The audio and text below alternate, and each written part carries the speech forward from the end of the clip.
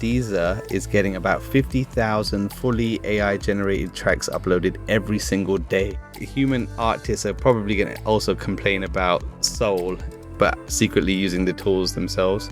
OpenAI and Anthropic are growing at a pace we've literally never seen before. The pressure valve is going to blow. One of these giants will file for an IPO. My money's on Anthropic. Everyone's a blooming life coach, aren't they? I got up at 5 this morning to watch the sunrise. How are you positively going to start your day? Piss off. I like to start my day with you all leaving me alone. Hello and welcome to episode 104 of Disconnected. I'm your host, Jag Sharma, based out of Hong Kong, joined by my co-hosts Jen Campbell, who's also in Hong Kong, and the man living the modern British dream of living in Dubai, Jason Kapadia. And together, we'll be delving into the world of AI tech and social media and how it's impacting society and culture. Coming up, it's prediction season. For 2 episodes back to back, we'll be putting our tinfoil hats on, looking into a crystal ball, and making predictions for the tech year ahead in 2026. Not that it needs mentioning, but I hold the crown for the past 2 years running with the most accurate predictions. But will I hold on to the crown for a 3rd year? Today, and in the next episode, we will make our predictions, and then in December, we will come back to hold ourselves accountable and see if what we said came to pass. Guys, it's that time of year again, getting over our holiday hangovers and putting on our thinking caps. Prediction season 2026. Are you ready? The best thing about prediction season this year is that we have more people in our army to bring you down, Jag.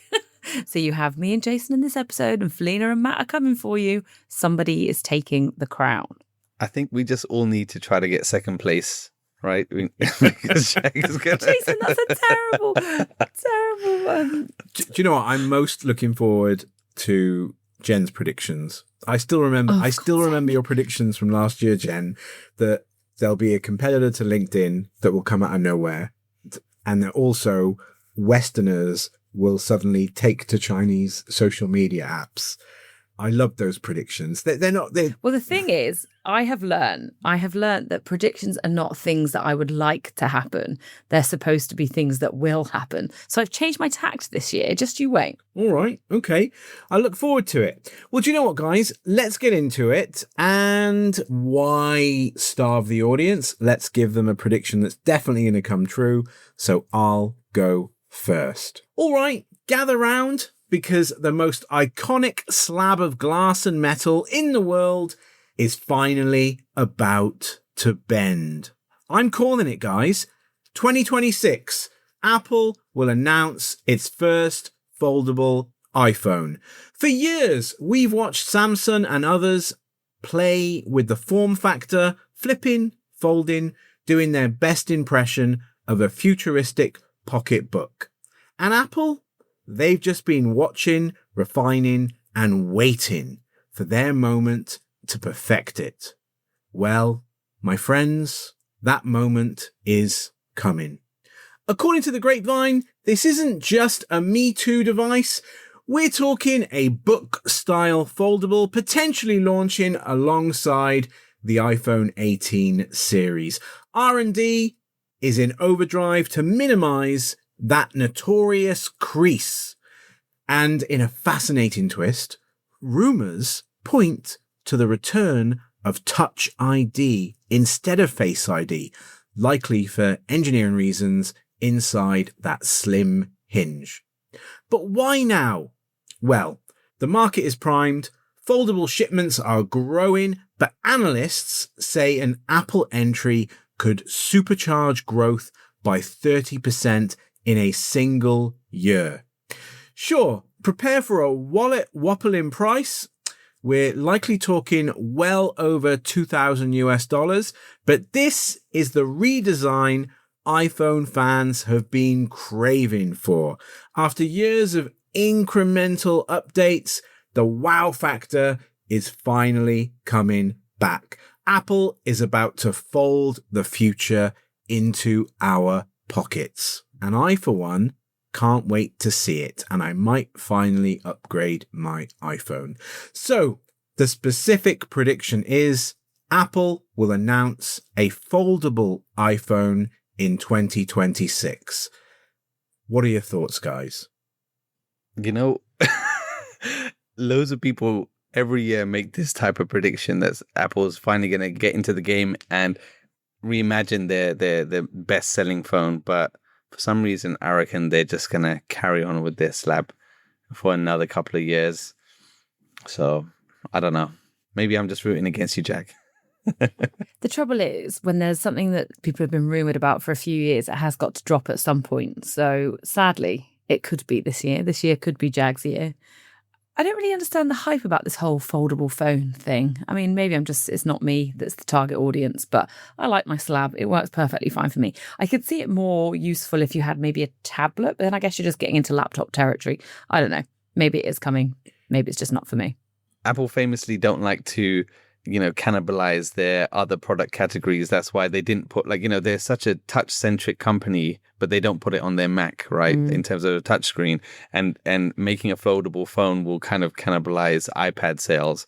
So, and I don't know, I just don't see too much innovation coming from Apple, just looking at how bad it is. And now they have to do a deal with Google to just, try to make them seem like an intelligent company. Actually, but the thing is, I love Apple.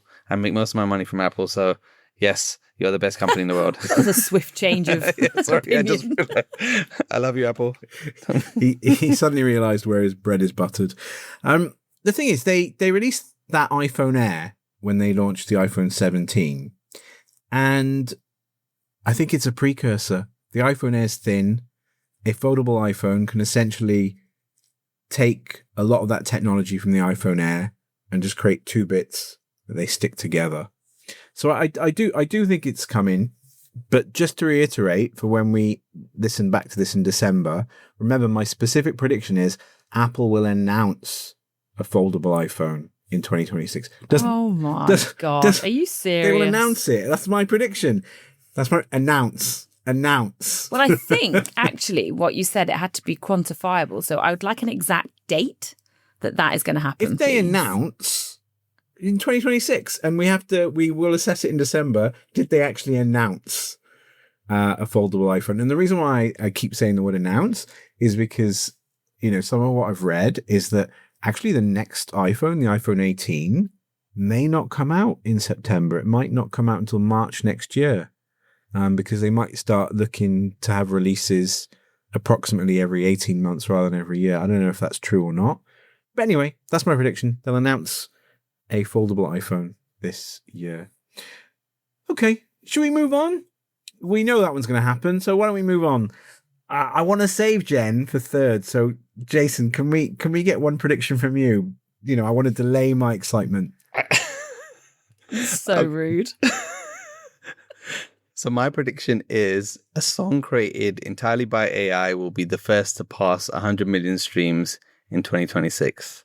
So 2025 already saw this come in. We saw AI acts like Breaking Rust topping Billboard's country digital song sales charts, with tracks racking up millions of streams. Some hit 4 million plus on Spotify alone. Zanya Monet, I think she pulled like 44 million US streams and also landed a $3 million deal, which is great. And I read that Deezer is getting about 50,000 fully AI generated tracks uploaded every single day. The flood is actually real. And I think viral TikTok loops, bot boosted plays, and hybrid human AI remixes will probably somehow come up with some kind of concoction that's going to become so catchy it's going to easily pass 100 million views and streams. I probably think about mid-year, but anyway, look like Jag's trying to be just leaving the options open. I'll say definitely it's going to happen this year, and human artists are probably going to also complain about soul, but secretly using the tools themselves. And I think it's not if, but when. So the sneaky challenge with you, some real-time live feedback, is you often make predictions that have already come true. Okay, let me change. Let me change mine. So I just want to say something that I just took. Okay, all I did was Google. Okay. All I did was Google search AI track 100 million streams, and what we got here is the AI track that reached over 100 million streams is titled Today, and that track already reached that milestone. Now the thing is, it's a track in China, and it was released on Tencent Music. So is your prediction more like, is it non-China? Is it rest of world? Is it UK top 40, Billboard 100? Is that what we're talking here? Or I'm talking about Billboard. Right? Type of So maybe I didn't research China. Okay, let me change mine up just to up the ante. Look, Shag knows how to get me. I'll say 250 million streams. Okay, even in China or whatever. I'll say this year it's going to happen. I think now I need 250 million streams. Yeah. Do we think Jason might have changed career and is currently trying to make music? I'm going to try. So I'm going to definitely try. I bet he's already got a side hustle, and he's already exactly. He's found an artist. He's gone into A&R. He is an artist. I bet he's there on Spotify. Is this one of your side hustles, Jace? Are you uploading AI music? I need to start. I really need to start because I have to win this one. Only onto Apple Music. He loves Apple. Remember, everybody. Yeah, He's I love big Apple fan. Huge. I would never say a bad word about them. All right. So 250 million streams of an completely AI generated track anywhere in the world. Yeah. Or if you want to make it a bit harder, I'll say no. I think it's hard enough as it is. Okay. It's going to happen. You know what I love about this? So I was listening to a podcast the other day that was talking about AI generated music and how it's going to get bigger and there's going to be more of it next year. And it's just going to lead to more and more live concerts and artists making money for live concerts. And I am all for live concerts. So if this is true, it will also play into the fact that I might actually get to see more live music this year, which I'm very happy about. Yeah, that's good. It might force more bands to come to Hong Kong as well. Exactly. Yeah. Doubtful, but we can hope. Yes, true. That's not a prediction, listeners. That's not a prediction. Just imagine you generated an AI track, Jag, but you can't sing, like I can't sing, or Jen, you type in some amazing prompt, it comes out with this banging tune, and you upload it, and you get a crazy amount of views. If you had to do a concert, what would you do? Would you just be on the DJ decks with your hand on your earphones and just playing it out? What would you do? Well, it's interesting because I went to there was a festival here. There's a festival here on every year, and last year Central C headlined, right, the rapper, and he sings a song with Dave, and Dave wasn't here, and they just bloody played it like background music. So why not just get on stage, play it? You don't actually have to perform it. You can just be like, hey, look, I'm here. It's playing my music. And apparently people still go and see that sort of thing. Wow. Not even a dance or anything like that? Not even a two-step clicking? No? I mean, I'm not even sure I'd be able to do that in time. Victoria Beckham never sang a note, and she was a singer. So she was on stage. So I think there's... Really? Just mime it, isn't it? Yeah. But then you have to do something else, you know. Yeah. Okay. Well, a good prediction. I'm excited for it. I kind of want it to come true because it would just be like mind blowing in a way, you know. One track though, isn't it? It's not an album. One track has to reach 250. One track. Yeah. All right. Okay. Only got one track. Go on then, Jen. As I say, I am doing this more in line with how you would call properly this year. And so I have done a bit of research. So my first prediction is about ad revenue in large language models.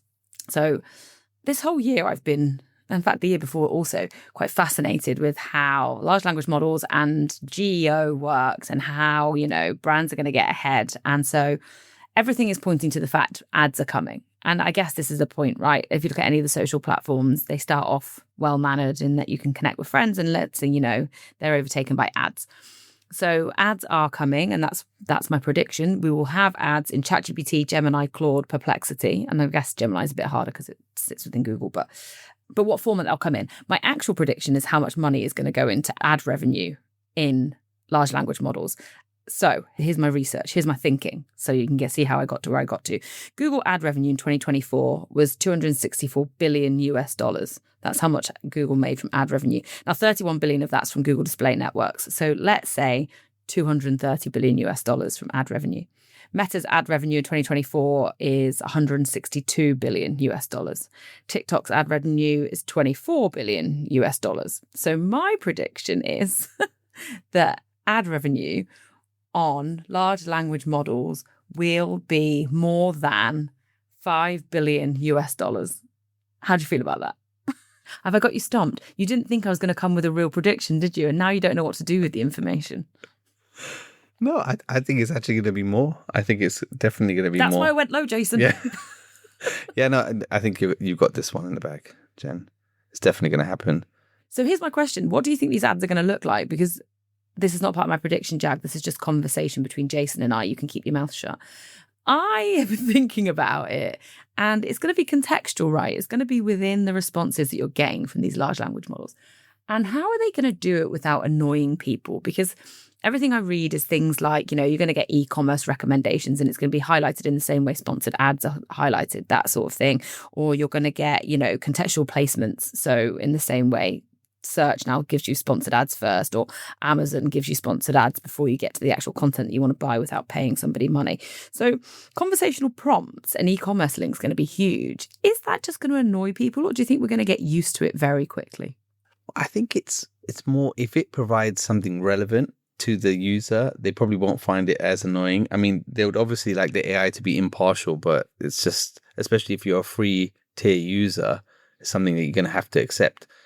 And, a lot of people are typing in their AI prompts directly into the Google search bar now, and it's getting results, and it's being shown alongside the sponsored ads as well. So just one use case I've been using Gemini for recently is, I'm doing some refurbishment and I need some speakers to go in the ceiling. And I've just been asking loads of questions, and it narrows down all the products that I could use. And I was just thinking that in the list of all the products, there could definitely be the name of one and sponsored in like a small little like icon there or something like that. And I think that type of stuff is just going to become more and more commonplace when it comes to, asking about, any specific products that can perform a specific job. And I think they're going to update their whole AdWords console and all of that stuff to just make sure that, you check a box and it will say, okay, your products, what do they do, et cetera, et cetera. You enter that all in, or AI will kind of just generate you some kind of keyword meta type search thing, but it will all be just contextual to your product and where it's available and how much it can cost, and all of that stuff in different regions. Auto-populate that, and it will go back into the Gemini. That's the way I see it working anyway. So yeah, I think this is so. It's interesting because it all says like they're going to move away from bidding so much, and it's all going to be done more on relevance and referrals and that sort of thing. It's just going to end in people writing fake reviews, in my opinion. But that happens anyway, I guess. That's how a lot of Google reviews work. So, Jag, just to be clear before you pipe up, my prediction is 5 billion in ad revenue in large language models. Which currency? US dollars. Okay, 5 billion US dollars in ad revenue from just ChatGPT or across the whole thing? All of them together? All of them together. Going super safe. Do you know what? I blame myself. As you should. I blame myself for this, and I'll say why. I never should have made it a thing. Like this whole prediction thing, and I'm better than you both, and all of this, because I've essentially... Because we're too competitive. I've ruined Jen. Listeners, go back to last January's episode. Jen's predictions were amazing. Don't encourage them to edit in my old predictions. That's not what we need. They were amazing. They were a thing of beauty. It's like asking a kid what they want to be when they grow up, and you just want to keep listening. But anyway, yeah, I can't fault it. I did a little search while you were talking about it, and I think you gave us a little heads up before the episode. It seems like from what was being reported in end of last year, December, that certainly ChatGPT are already toying with it or testing it. they were theorizing what it could look like. For example, a person asks, how much ibuprofen to take, and they could receive a promoted ad for Advil. But yeah, I mean, let's see if your prediction comes true. It's specific enough to be counted, and it's a good prediction. And I'm happy for you, Jen. I'm happy. But let's move on, guys. So thank you. That was round 1. Let's move on. Let's keep it going. And let's come back round to me. And I will go with my second prediction. The AI public debut. Let's talk about the AI labs. Not as world-changing research organizations for a second, but as businesses.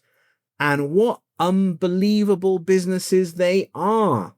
OpenAI and Anthropic are growing at a pace we've literally never seen before, burning through capital at a truly historic rate to build the future. But here's the prediction. Here's the 2026 prediction. The pressure valve is going to blow. One of these giants will file for an IPO. My money's on Anthropic. Think about it, guys. They've just hired a heavyweight CFO with IPO experience. Their revenue is rocketing, and their investor base is full of public market crossover funds. And they are going to want a return, a liquidity event. A race dynamic will emerge, much like Uber and Lyft, if you remember that, to be the first flagship AI company on the public markets. And OpenAI, well, Sam Altman's incredible fundraising prowess lets them stay private for a bit longer, and they've got quite sprawling ambitions from robotics to semiconductors, making them a more complex story for public market scrutiny. But Anthropic, with its sharper enterprise focus, it's the perfect candidate. So mark your calendars, guys, for 2026.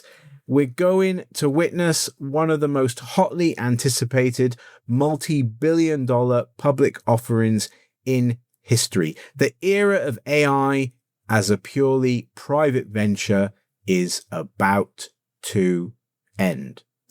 So my specific prediction is that in 2026, this year, a leading AI lab will announce their intentions for an IPO.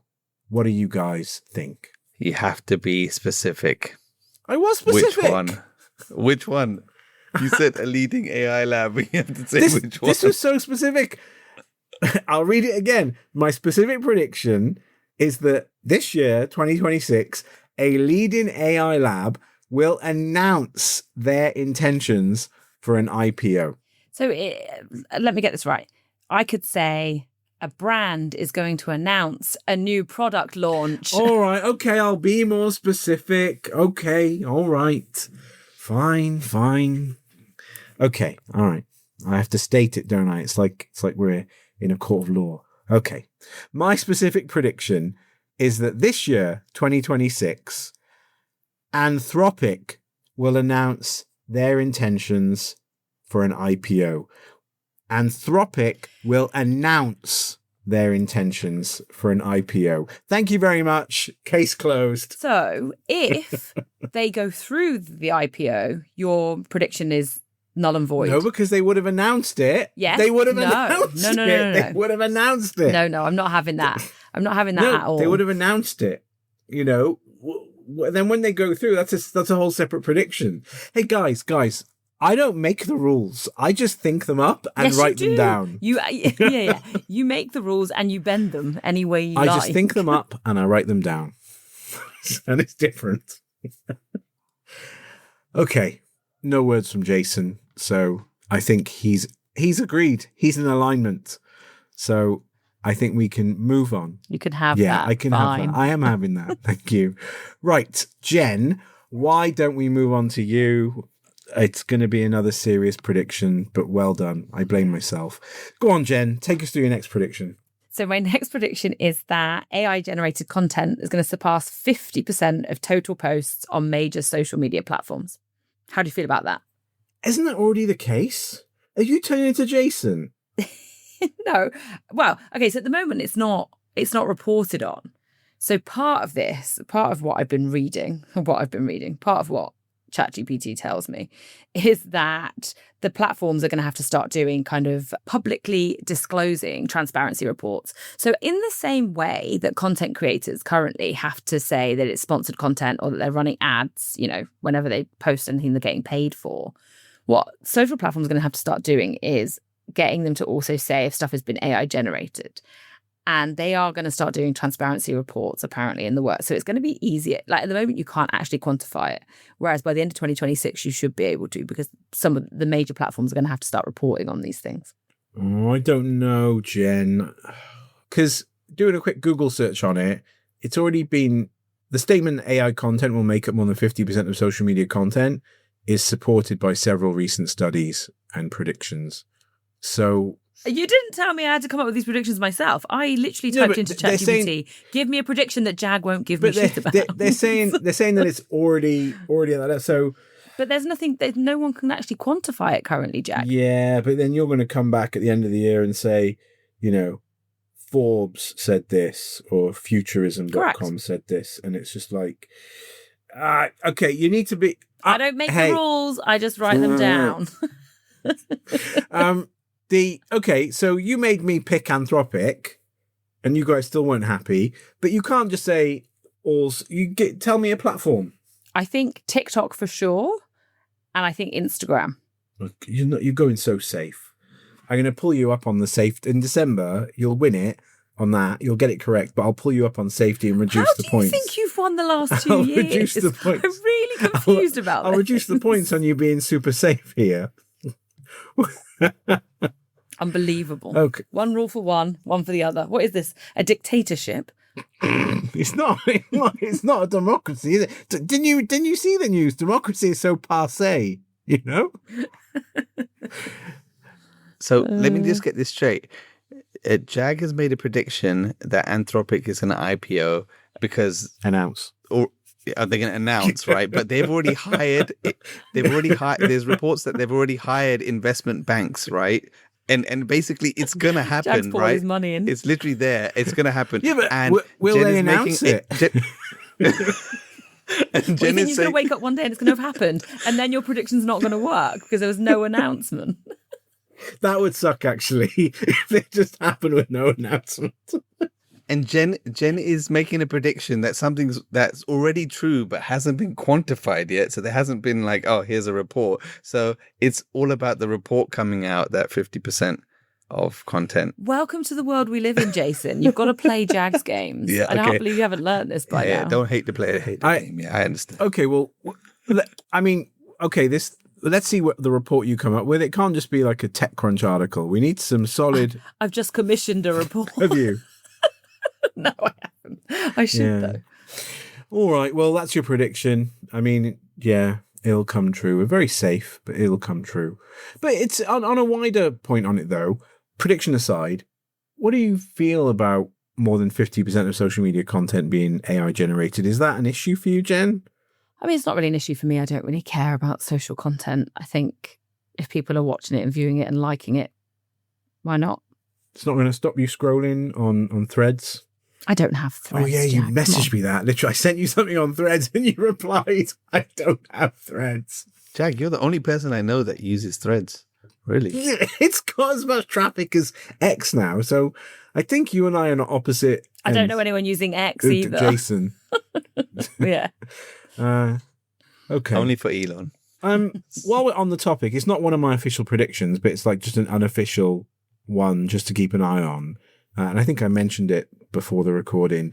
And it's not an official prediction, but sure, if it comes true, I'll show off about it.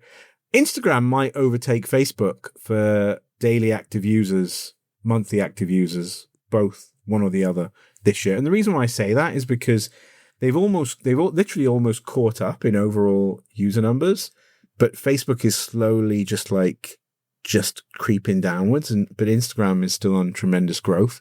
But as a side point to that, anyone that is involved with deciding where to spend their social media budgets, don't take that as, oh, we must put all our money in Instagram and forget about Facebook. The people on Facebook have more money. They're older, they have more money. So if you want to sell product or con people through AI content, then Facebook is the place to be, you know? What wonderful words of wisdom. There we go. Anyway, but it's facts. It's facts. Let's move on. Great prediction, Jen. It's going to come true. We can skip over it in December. Jason, give us your second prediction, please. All right. So look, again, not about announcements. It's actually real things that are actually happening, right? So I predict, and I'm upping my count on this one. So I think there will be a march against AI with 50,000 protesters or more, right? So the backlash is probably going to start building fast. In 2025, there was the Pause AI hunger strikes, office blockades in London and San Francisco, protests against data centers eating up power and land. There's been Gen Z uprising in multiple countries, drawing thousands. Once you add in job fears, energy gripes, surveillance creep, and viral outrage, right? I think there's going to be one big coordinated march in a tech hub or capital.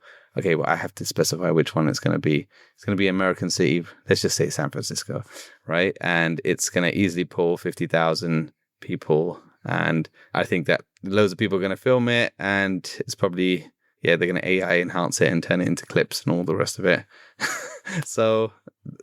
only 50,000 though? Okay. All right. Okay. I'll say 100,000. See, you don't have to bait me.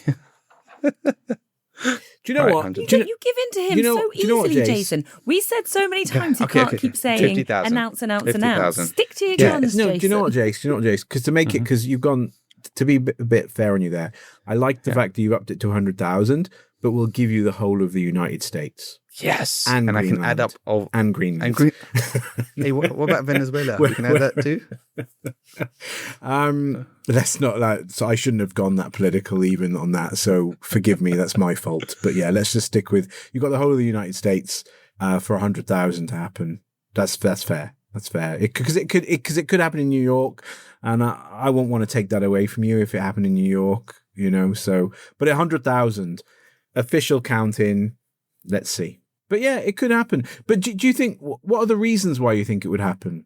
Well, obviously, the main one we've been talking about for the last 2 years is, we're going to see more and more white collar jobs that are, especially for the junior folk who haven't had as much time or any time in the job market.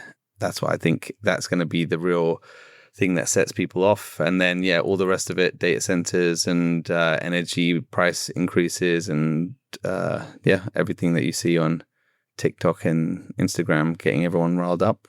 I also wonder if you might end up getting protests for countries who don't lower the age of social media in their countries, because Jag made a very predictable prediction last year about countries that bring in age limitations on social media. And at the time, there were lots of countries talking about it. And lo and behold, Australia did theirs one day before Jag had to confirm his predictions for the year. Thank you, Australia. But, there were lots of European countries talking about it, and really nothing's moved, and definitely not moved that quickly.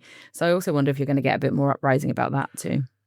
But why? Why would anyone bother protesting about the age of people being on social media as an actual protest? Like getting off TikTok and going out to protest for kids being on TikTok. Because I think there's enough. I think there is enough, especially if Australia start coming out with results or, seeing improvements in, I don't know, kids' behaviour or whatever. There are enough people who feel really strongly about it in countries that aren't moving quickly. And really the only way to get governments to listen is to go and do something about it. So it's not so much protests, it's more rallies, I guess, to make a point. The whole thing with Grok and the sensitive image creation, that could spark something, because if governments don't act, that could spark something.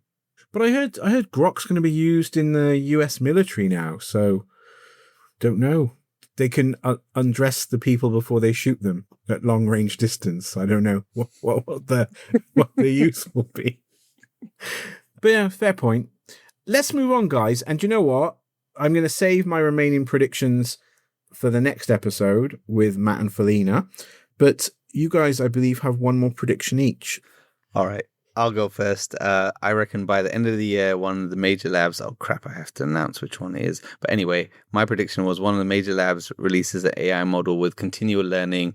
So then there won't be like a ChatGPT 5, 5.1, 5.2, etc. It will just be ChatGPT that keeps getting better forever. You don't have these version numbers attached to everything. Yeah, so that's my prediction. So which lab? Is it OpenAI? Yes, might as well say yes. All right. So actually, no. I'll change it to Anthropic. Really? Okay. Yeah. All right. Okay. Good. Can I choose two, one of each, or do I have to pick one? No, it's got to be one. Okay. Anthropic. Let's say. Yeah. I remember because you made me pick which AI lab is going to go public. So they've hired a bank already. Anyway, so yeah, we know it's gonna happen. Good prediction, Jace. It's a good one, actually. Let's see if that happens. Good one to come back to. Jen, have you got more wisdom, or did your wisdom stop at those two nuggets? My wisdom has stopped at those two nuggets, but I'm going to throw in an old school prediction that we're going to get an alternative to LinkedIn this year, and we're going to see the demise of LinkedIn. We need it to happen. I am coming for you, LinkedIn. Oh, sorry. I predict an announcement of a competitor to LinkedIn this year. You're just going to announce it on the 30th of November. You'll do a press release. Intention to launch a competitor to LinkedIn. But it will be an announcement, Jack, so don't you worry about that. Oh. Fair enough. No, I love that you've made that prediction. In all fairness, I've run out of time, so I apologise. I only came with two. I'll take the minus marks for that. But do you still hate's a strong word. Do you still not have love for LinkedIn in 2026? It's been a year. I have no love for LinkedIn. Really? But all you have to do is post once a day, every day, and then eventually you might get traction, and then one day you can grow up to be like Matt Webster. Gosh, if I open it one more time and someone tells me what they've had for breakfast and why that's relevant to their business, I might shoot myself in the face. In those December posts, people reflecting on the year, what on earth was that? Like, not the Golden Globes, Oh, I didn't do a post that where I thanked Jag Sharma for all his support in my year. It was, some of them I read, it was like, I wouldn't know what to write. Exactly. I'd be like, You know what's really annoying? Do you remember like halfway through last year, I was like, I'm going to start this blog. I'm going to have a Substack. I'm going to talk about like AI tools and start using them and like what I think they're good for and what they're bad for. And the more I went on LinkedIn, the more I got put off doing it because you'd see people doing that sort of thing. And I just think, I cannot bear it. I don't want to be that person. Jen, do you hate LinkedIn or do you just hate the people? The people, for sure. Using LinkedIn. Yeah, it's not so much LinkedIn. So But they allow these people to be like that. That's what I don't like about it. Do you think LinkedIn has turned people into that? Do you think people were already, or do you think it just exaggerated the people that already had those beliefs within them about themselves? But if you really want me to get started on this, part of my issue is everyone's a blooming life coach, aren't they? Everybody changes their career from whatever they're doing to becoming a coach. And because you have all these coaches on there, they all have these words of wisdom that they think are motivating people. And quite frankly, they do not motivate me in any way, shape or form. So I think it was always in people. I think what happened was LinkedIn changed their algorithms and said, you need to post more often, you need to have traction, you need to be controversial, you need to, be opinionated. And it's made people come up with utter trash that they're now posting. And that is the end of my TED talk about LinkedIn. I think for me, we talked about it before, what I'm witnessing on LinkedIn, especially from people that work in the marketing space, is the demise of the marketing function because of the people that work in marketing. And marketing has become a dirty word in a lot of companies. And I think a lot of it is to do with the people that work in marketing. And it's ironic. Marketeers are not good at marketing themselves, their vocation. And look what's happened. Now marketing managers or marketing leaders either have to attach the word growth to their job title, or because they've completely messed everything up and sold the farm and convinced leaders that marketing can be done on a shoestring and we can involve lots of AI, that we have so many people doing fractional CMO roles who have no business being CMOs in the first place, but because they sell in a dream of, oh yeah, just bring me in for 6 months and then, we'll build everything, we'll loop it through AI and then we'll train up your junior teams to execute because everything is on a self-serve platform. Yeah, I think LinkedIn has enabled a faster demise of marketing due to some of the idiots that work in marketing and have ruined it for the rest of us. So, yeah, there we go. Jay shouldn't have this problem. I don't post on LinkedIn. But do you think it's... Do you think that it's people who are forced, like if they were on any other platform, they could just be themselves, but because on LinkedIn, they have to be professional, right? But they're also trying to get as much volume and engagement as possible that it just comes off to be such a crock of... But I mean, I'd love to know how much business they get out of it. I really would. Be fascinated to know. That's true. Matt Webster bought a house. Matt Webster's content is usually ironic or funny or has some sense of humor to it. It's not, I got up at 5 this morning to watch the sunrise. How are you positively going to start your day? Piss off. I like to start my day with you all leaving me alone. Oh, okay. Well, it's good to know that downer. It's good to know that your heart's still in the same place for LinkedIn. That Prediction, announcement of a LinkedIn competitor. Well done. Do you know what? I'm going to run through just one of my unofficial predictions, and then we can wrap up from there. And unless Jace has anything else to say, and do you know what? It won't be a cybersecurity one. There's no cybersecurity one this year. You'll be pleased to know. But something on chips, the chip revolution. I think here's a thought, and it'd be good to get your thinking on it. Every large company will want its own custom AI chip. So right now, we all rely on a handful of chip makers. But what if your robot, your smart glasses, your brain-computer interface could run on silicon designed exclusively for it? The efficiency gains would be monstrous, and with AI-driven design tools from startups like Recursive Intelligence, promising a slash in development time and costs from years to weeks, it becomes feasible. OpenAI is already partnering with Broadcom. This year could be the year that this explodes, moving from a few tech titans to a strategic goal for any serious AI-driven hardware company. The age of general-purpose AI chips could be beginning to sunset. Yeah, what do you guys think of that? I know NVIDIA have a big stake in the chip market, but just the thought of, I hear rumblings that, obviously China's looking to challenge NVIDIA, but I thought, well, a lot of the big companies already, they make their own chips. So Apple makes some of their own chips, Google makes some of their own chips. So why would not more companies that are investing in AI want to make their own custom chips? And it seems that making your own chips is becoming more, in some ways, more accessible certainly to the biggest companies.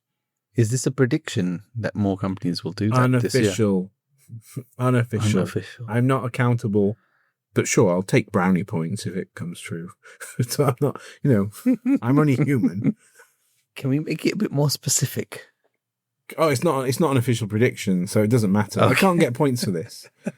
Unless we tie, and then I'll let's write that down. He can't get points for this. That's a really important unless part I'm tied with someone, I'll say, but guys, I did that chip prediction that was unofficial. But you know what I mean, guys. It was unofficial, but, kind of official. It's always wiggle room. I think there's only around maybe 7 or 8 companies that have the resources to do this type of thing who have actually even made AI, even crap AI chips before. So it's a long shot. Yeah, it's a long shot. Yeah, it's the time that I see it is when AI can create the chip design, because look, even NVIDIA, they don't actually make their own chips. they're just a chip designer, and then they send it off to TSMC to actually make it. So someone just needs to have enough technical expertise or can use an AI which is specially trained in making a chip, and then they could take it to... So that's the only way I see it happening from a company that's not Apple, Google, Microsoft, Meta, OpenAI, which are the other ones, Broadcom, Tesla. It's interesting you should say that, because then why isn't the race on for someone to get AI that can then design chips? Like, that must be very lucrative. Yeah, it would be, but it's just there's so much specialist knowledge within just a handful of these companies that have just got massive resources to actually... Because, there's like teams of thousands of people that just work on the one chip, right? It's not something that it can fit into one person's brain. They all work on a small part of it. It's just crazy. Are you trying to tell me that AI doesn't know everything? Because in my mind, it does. Yeah. And then the thing is, then the cost... So say if AI comes up with a chip design, it has to be better and cheaper to produce that chip. Because obviously they have to send it to TSMC, they have to make it and do all of that stuff. There's all that cost involved. It has to be cheaper to make that chip, and it has to perform better power-wise. There's all this networking and all these different parts of it. And then you have to write software to run on this AI chip that developers actually want to use. It's really, really tough problem. And that's why NVIDIA is worth, just shy of 5 trillion. So yeah, that's my point of view.